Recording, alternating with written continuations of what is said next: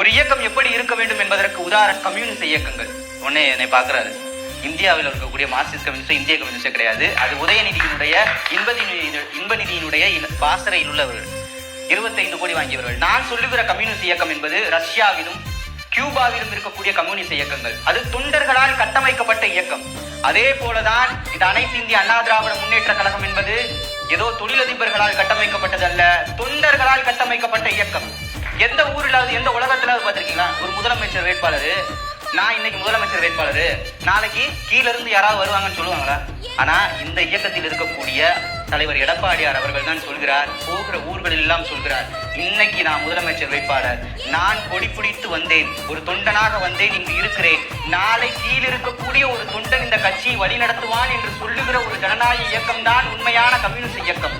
இதை நான் ஏன் அப்படி சொல்றேன்னா, அண்ணாந்து பார்க்கிற மாளிகை கட்டி அதன் அருகினில் ஓலை குடிசை கட்டி பொன்னான உலகம் என்று பெயரும் வைத்தால் அந்த பூமி சிரிக்கும், அந்த சாமி சிரிக்கும் என்று சொன்ன புரட்சி தலைவர் எப்படி இந்த கட்சியை தோற்றுவித்தாரோ அதைவிட இன்னும் பன்மடங்கு மேம்பட்டு இந்த கட்சியை வழிநடத்தி கொண்டிருக்கிற எடப்பாடியார் அவர்களுடைய தலைமை ஏற்று இந்த 25 வயது இளைஞன் பேசிக் கொண்டிருக்கிறேன்.